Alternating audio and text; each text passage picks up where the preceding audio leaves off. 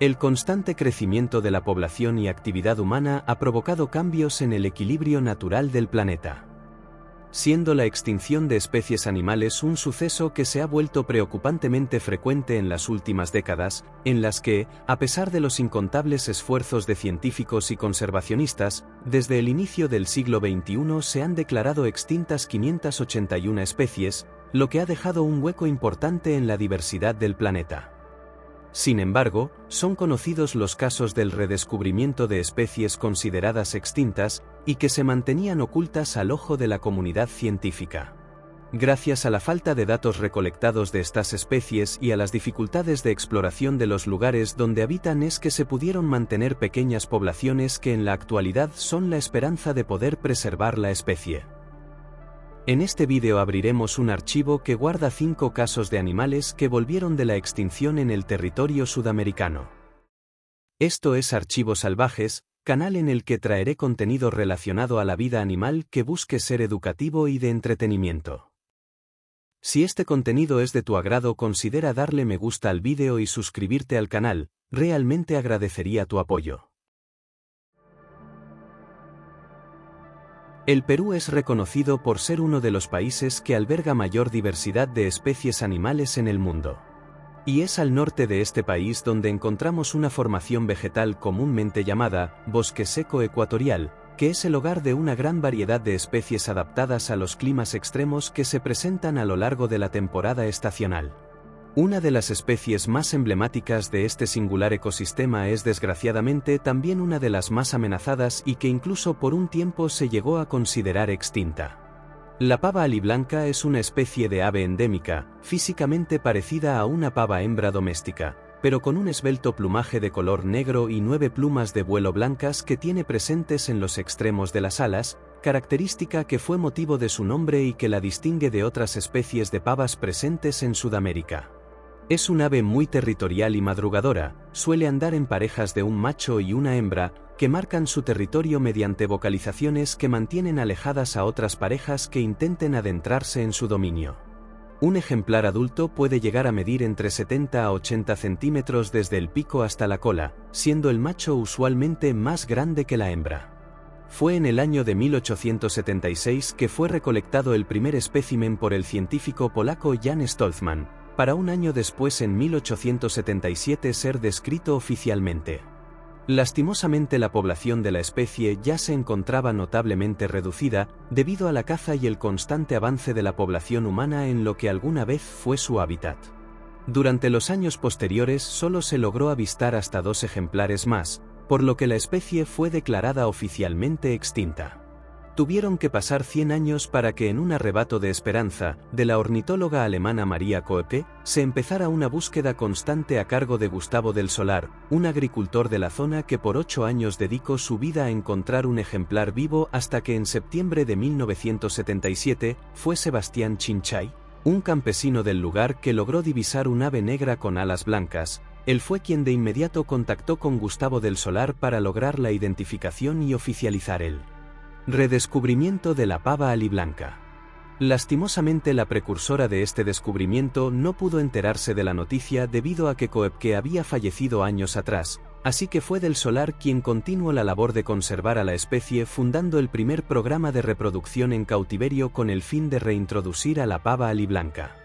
La tarea no fue sencilla ya que se presentaron muchas dificultades en los primeros años del programa de reintroducción, debido a la constante amenaza del crecimiento urbano y de la tala ilegal. Fue entonces que se empezaron campañas para crear áreas de conservación, siendo la más importante el área de conservación privada de Chaparri, lugar donde en 2008 se logró el nacimiento de 50 pichones hijos de padres reintroducidos.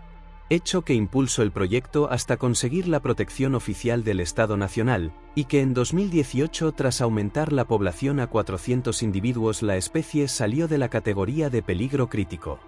Actualmente la situación de la especie se considera en estado de riesgo, pero son alentadores los avances conseguidos en el incremento de la población gracias a los esfuerzos de múltiples organizaciones que continúan con la tarea de la conservación de la especie y su hábitat, a través de programas de reforestación y concientización de las poblaciones cercanas al hábitat de la pava. En el centro de América del Sur, distribuido entre Argentina, Paraguay y Bolivia, se encuentra una zona geográfica denominada como el Gran Chaco, dividido entre 4 regiones naturales en las que habitan diferentes especies adaptadas a los climas y condiciones de cada región. Es en la región semiárida de este complejo ecosistema donde habita una de las 3 especies más grandes de pecarís conocidas, nombrado comúnmente como quimilero o pecarí del Chaco. Es un ungulado con pelaje de cerdas con tonos marrones casi grises. Se diferencian de otras especies por tener orejas, hocico y cola notablemente más largos, además de tener pelaje blanco alrededor de la boca y presentar un tercer dedo en sus extremidades traseras. Suele ser un animal que anda en grupo de hasta 20 individuos que se comunican mediante gruñidos y castañeos de dientes. Su comportamiento suele ser asustadizo y esquivo. Aunque pueden llegar a presentar comportamientos agresivos, es de las especies de pecaríes la que menos riesgo representa para los humanos. En 1930 el naturalista Carlos Rusconi describe la especie por primera vez en su libro, Las especies fósiles argentinas de pecaríes y sus relaciones con las de Brasil y Norteamérica, tras encontrarse fósiles de ejemplares en un sitio arqueológico en Argentina.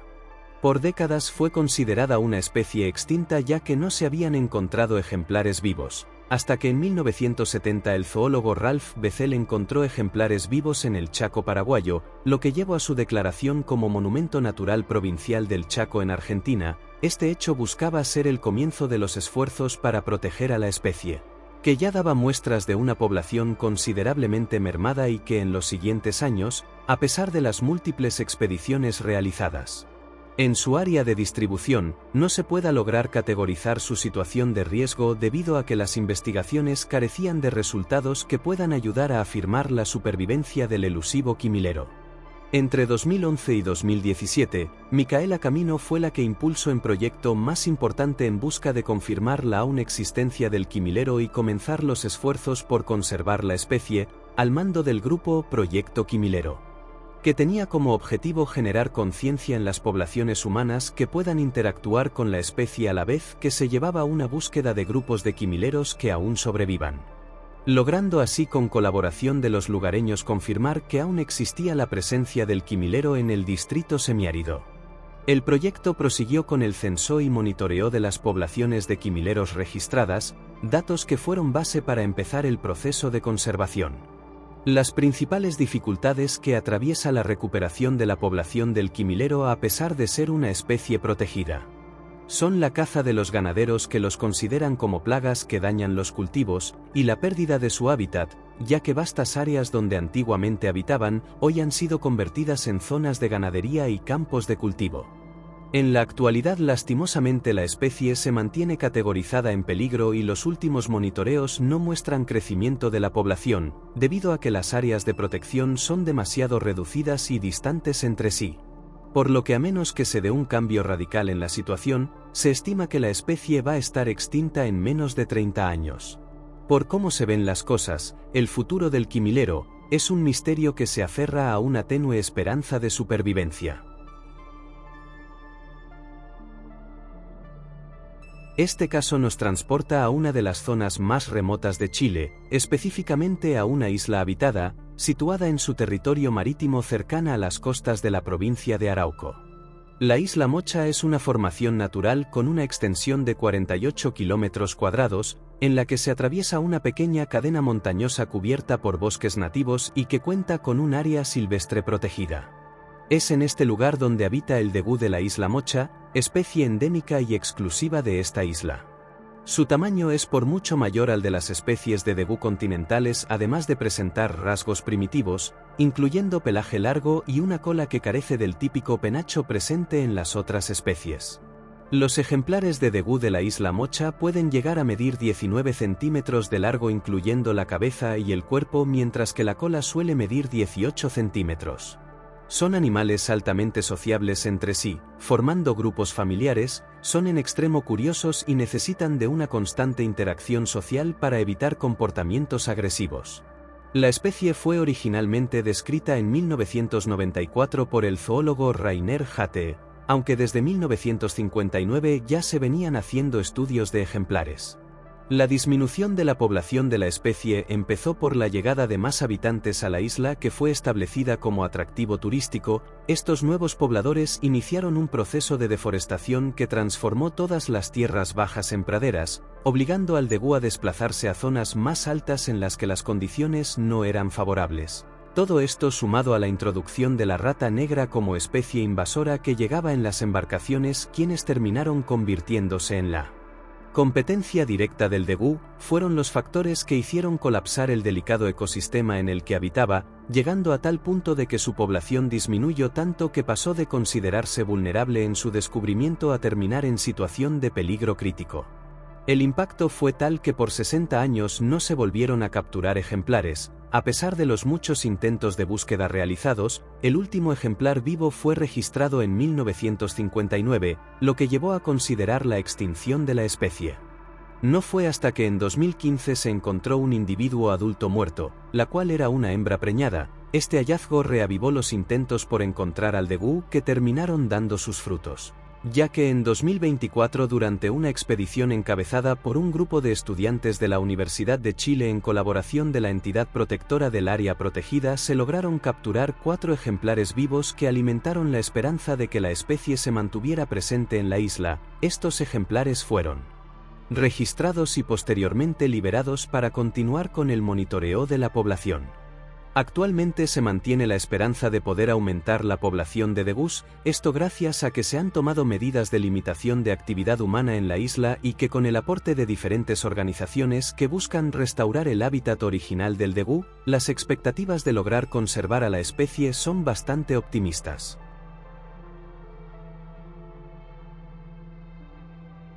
Nos trasladamos ahora hasta Ecuador, un país tan rico y diverso pero que tampoco está libre de la problemática que representa la extinción de especies nativas y características de la zona. Un caso muy conocido de este problema sucedió y sigue sucediendo en los bosques húmedos de montaña y páramos, presentes en las provincias de Imbabura, Chimborazo y Bolívar en un rango de territorio de 67.000 metros cuadrados. Hablamos del jambato negro, una especie mediana de sapo de color negro y vientre rojo, con extremidades cortas y carnosas.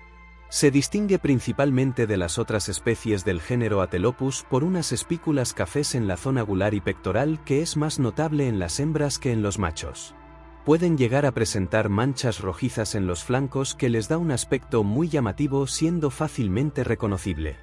La especie solía ser muy común en su área de distribución original hasta el punto de haber registrado migraciones masivas. Su población empezó a decrecer rápidamente a finales de los años 80 debido a los avances de los terrenos agrícolas, la deforestación de los bosques en donde solía habitar y la introducción de especies invasoras, de las cuales destaca la trucha, que toma un rol de depredador, mermando la cantidad de jambatos, que a pesar de haber sido una especie abundante, veía como por el difícil avistamiento de ejemplares, entraba en la consideración de extinta en la lista roja.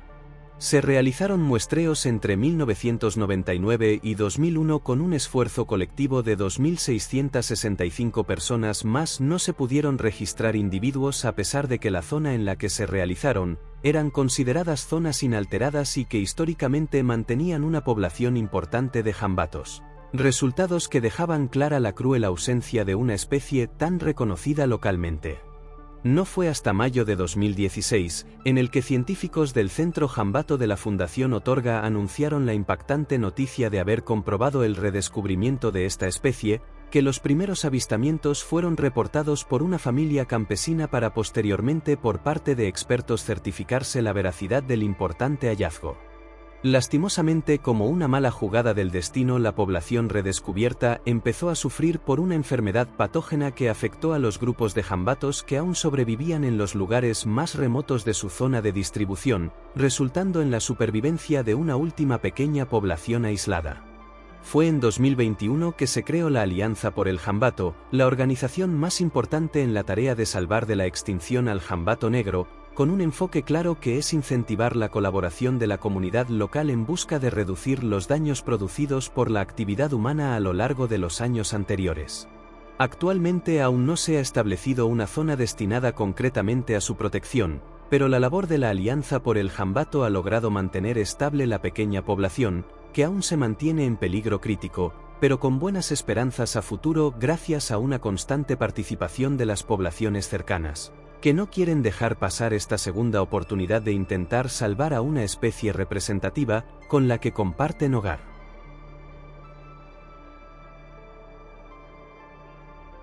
El último caso nos trae de vuelta al territorio peruano, precisamente al área cercana a una de las 7 maravillas del mundo, como sería el santuario histórico del Machu Picchu, zona montañosa que se encuentra cubierta de bosques. Este santuario es también el hogar de un singular roedor exclusivo de esta zona. Hablamos de la rata chinchilla arbórea de Machu Picchu. Su estructura física es similar al de una rata, pero a diferencia de esta última, presenta un pelaje más claro y fino, además de contar con una distintiva línea de pelos blancos que le recorre desde la coronilla hasta la nariz. Aunque se carece de certeza en el comportamiento de la rata chinchilla, se cree que su alimentación es herbívora basada en brotes y cortezas. El único material esquelético que se dispone solo confirma el tamaño del cráneo, que es de 7 milímetros. La descripción de esta especie fue en 1916 por George Eaton, en base a unos restos óseos encontrados dentro de vasijas incas en las excavaciones de la ciudadela de Machu Picchu posterior a su descubrimiento. No se supo mucho más de la especie. Esto, sumado a falta de avistamientos confirmados, hizo suponer que la especie estaba extinta. Fue recién en junio de 2009 que un poblador local comunicó al servicio guardaparque el haber encontrado un ejemplar vivo de rata chinchilla, que fue fotografiado y posteriormente liberado. Sin embargo, este fue el único avistamiento registrado en 100 años y ante una clara falta de información de una población estable, la especie fue recategorizada de extinta a datos insuficientes. En investigaciones posteriores se empezaron a probar métodos más acordes al supuesto comportamiento arbóreo de la rata chinchilla, con el uso de cámaras especiales distribuidas tanto en la zona protegida del santuario como en zonas exteriores, dando como resultado 67 registros fotográficos de ejemplares presentes dentro y fuera del área protegida. Lo que llevó a la conclusión que una buena cantidad de la población de la especie se mantenía milagrosamente en las partes más inhóspitas del bosque. Si bien se tiene registro de una población estable de la rata chinchilla, la especie se sigue viendo constantemente amenazada por los incendios forestales que ocurren con frecuencia en las zonas de bosque donde aún habita. Esto, sumado a la prácticamente nula información sobre su comportamiento, reproducción y desarrollo, complica el planteamiento de medidas que puedan ayudar a su conservación. En la actualidad aún se mantienen los esfuerzos por preservar y proteger este santuario natural que alberga junto a la rata chinchilla a muchas otras especies de animales en riesgo, convirtiéndolo en un lugar clave en la búsqueda de promover la conservación. Y hasta aquí cerramos el archivo de hoy. Espero que el vídeo haya sido de su agrado. Gracias por mirar y conmigo será hasta un próximo vídeo. Nos vemos.